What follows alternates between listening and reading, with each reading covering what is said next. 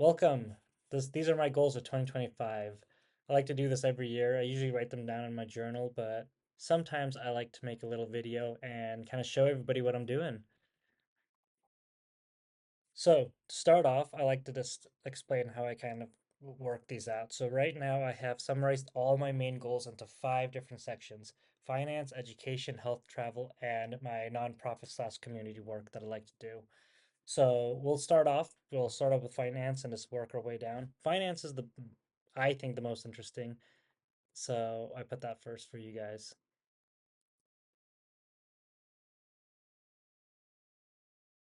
So start off, let's talk about my finances here. This is what I want to do. I'm pretty certain I'm gonna do this, but this is best case scenario without winning any lotteries or anything like that.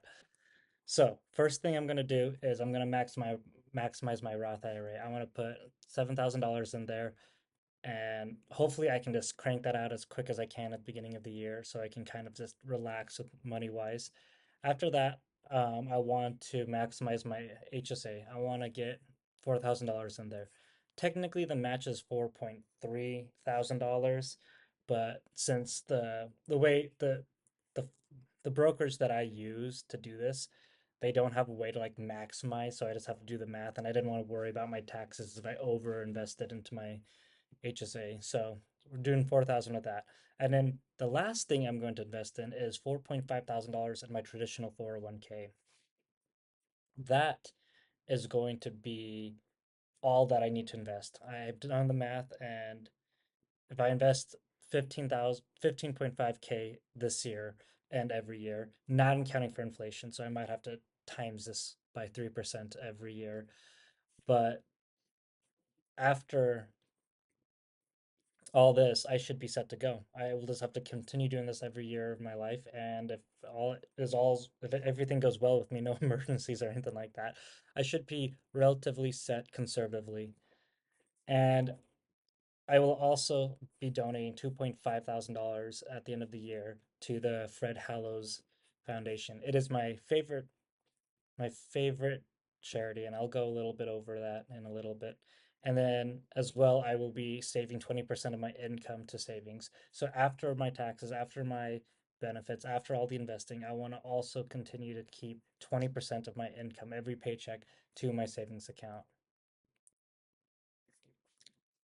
And I would be pretty upset if I didn't talk about at least some kind of charity in this whole thing. Well, I got your attention. I might as well explain why I donate $2,500 every year to this charity. So they found out that curing blindness can be done as low as $25 per eye in the best case scenario. Obviously, it's going to be a little bit more, but they work on developing nations. So $25, you pay $25, a good, honestly, a buffet. You could go to a buffet, or you can cure someone's blindness. It's up to you. You could do either or. You could have more food than you need, or you can cure someone's blindness. The foundation believes that 9 out of 10 blindness can be cured. So if you have 10 eyes, 9 of them are preventable or curable. And this is just like a fun fact. You probably already know this, but curing blindness ends generational poverty. Someone's blind, they cannot produce an income in a developing nation, and their kids end up having to take care of them, and it just continues a cycle. This is a way for your $25 to break a cycle of generational poverty. It's just insane how easy that is. It's just end that. And lastly, it's an effective charity. It is highly vetted. It is a very effective charity. You are not giving your money to administration. You're not giving your money away to people who, it doesn't matter to. This is an effective charity. It is highly vetted, and this is one of the most efficient ways to spend your money. And this is, at the end of the day, this has got to be about me. But if I donate $2,500 to this charity, kind of with the best case scenarios, I could cure 80 eyes of blindness. I could make 80 eyes see. So let's just say two people, like a person has two eyes in the scenario, I could cure blindness for 40 people by the end of 2025. If I went down the street and told somebody, hey, I cured 40 people's eyesight of blindness, I would be a hero. I would tell that story to everyone I could. And In fact, I am going to do that if everything goes well. But we'll find out by the end of 2025 if I end up doing it. Maybe even more, hopefully. Now, let's talk about my own personal finances. This is where I think people would like to know, get a little snoopy. Where do I, when I get the money, where do I put it? Let me tell you exactly how it is, percent by percentage. So, 61% of my money that I invest goes into VGT. It's a Vanguard IT infrastructure thing they do. Apple, Microsoft, Nvidia, all kind of stuff. This anything that's like IT infrastructure goes into this fund. It's Vanguard rates all their funds zero, well, 1 to 5 on the risk factor scale. This is a 5. This is the riskiest one that Vanguard makes. But it has about 5% more a year than the S&P 500. Obviously it goes both ways, but I think that's fair, at least for I'm in my late 20s, so I got time. 21% is in Ethereum. Now, if VGT is a 5 on the scale, Ethereum would be probably like a 9 or an 8. Um, that itself is pretty risky. So I would say my portfolio right now is pretty aggressive. It's one of the most aggressive portfolios that I've seen somebody have.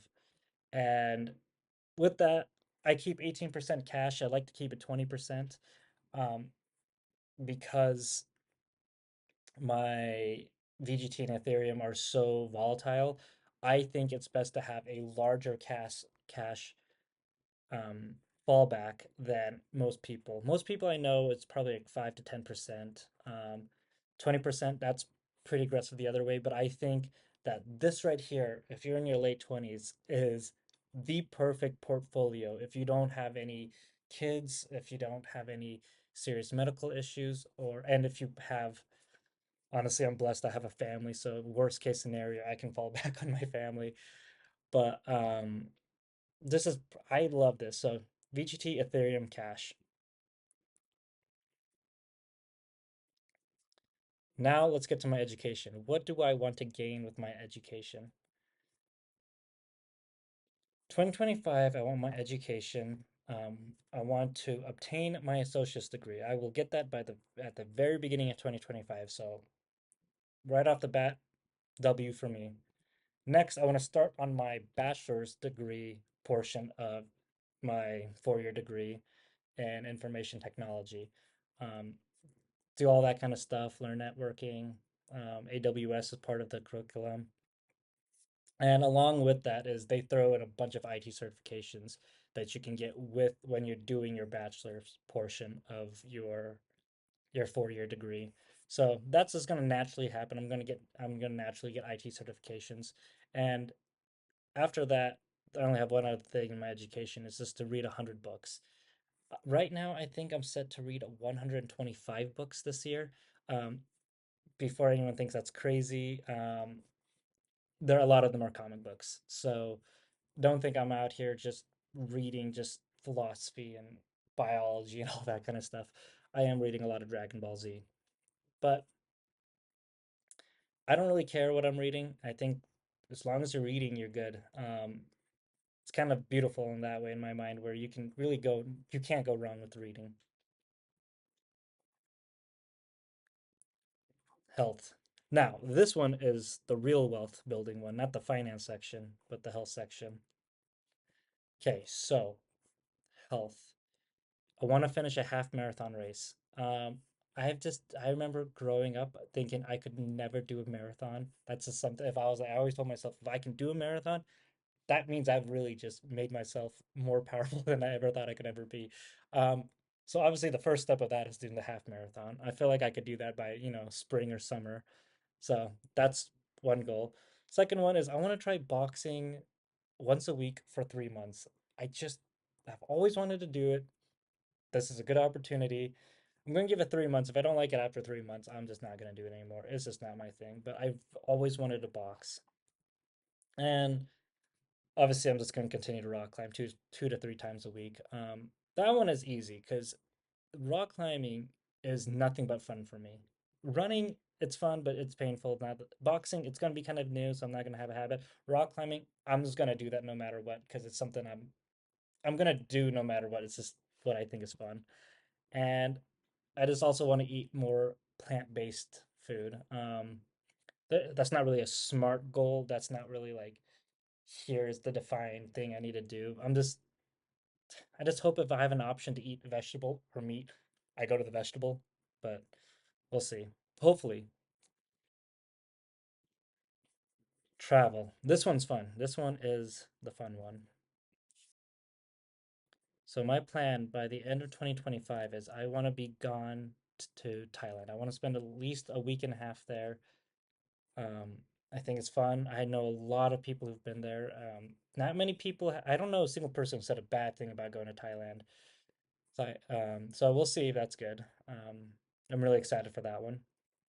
And then I just have two national parks that I wanted to go to. I want to go to every national park in America, and the Redwoods and Sequoia, those two are the ones that I've always wanted to go to. That and the Grand Canyon. I feel like the ones I really want to go to are the one of the most common ones, but I want to go to those three places. And if I do, I think that's a win for 2025 for my traveling section. And the last one is my nonprofit community work. So, for people who don't know, I am a board member currently at the Recovery Cafe. I want to remain that. I want to keep doing public relations. I want to serve more hours at helping the community affected by addiction. I haven't, I know I could be doing more work on that. There's so many times where I have just been sitting around doing nothing. Um, and not even like in the good way where I'm relaxing on the beach doing nothing. It's kind of like I'm in limbo where I'm playing on my phone and doing nothing. And I do know that I could definitely put more hours into helping out that community. It would be pretty easy to add more hours in my life. I just need to start doing it. Um, I want to work on doing more coordination with volunteers. I think that's one thing that I could be working better on is I want to get other people more involved in the community. And honestly, a lot of people have given me the opportunity to have them help me and help the community. It's just I haven't really found many things for them to do. Um, but as long as people want to help, I think it'd be wise for me to capitalize on that and help get volunteers together. Um, I go to a support group once a week. If you want to know more about it, feel free to message me. I love talking about it. But um, yeah, I just want to continue going to that every Monday, and maybe making more for more people who need help in the community. But yeah, so that's really the last thing.